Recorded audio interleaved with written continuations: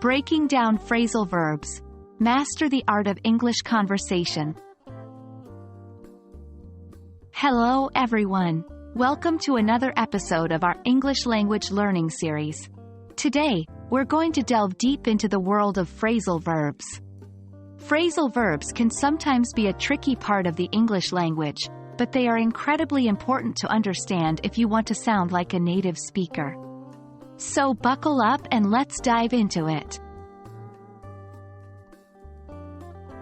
A phrasal verb is a type of verb that is created by combining a regular verb with one or more words, usually prepositions or adverbs. The combination of these words results in a new phrase that often has a completely different meaning than the original verb. For example, the verb look means to see, but when we add the preposition up and create the phrasal verb look up, it now means to search for information, as in, look up a word in a dictionary.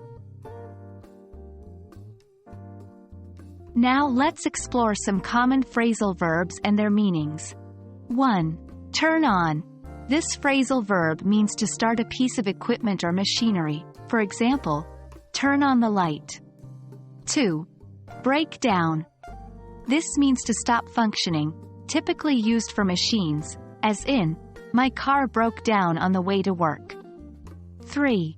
Give up. This means to stop trying to do something because of difficulties or failures, as in, don't give up, keep trying. Remember, phrasal verbs can have more than one meaning depending on the context they are used in. So why are phrasal verbs so important? Well, they are widely used in both spoken and written English, especially in informal conversations and texts. By understanding and using phrasal verbs, you can make your English sound more fluent and natural. Learning phrasal verbs can seem daunting due to their abundance and varying meanings.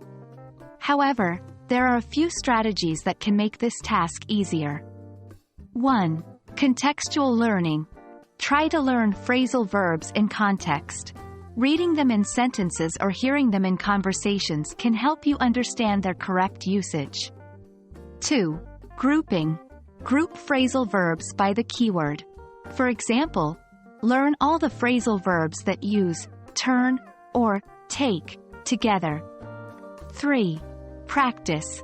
Like any other language skill, practice is key. Use the new phrasal verbs in your conversations and writings as much as you can. Well, that wraps up our introduction to phrasal verbs.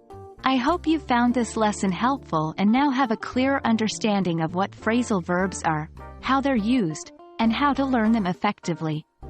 Remember, practice is key. Try to use a new phrasal verb each day, and you'll be mastering them in no time.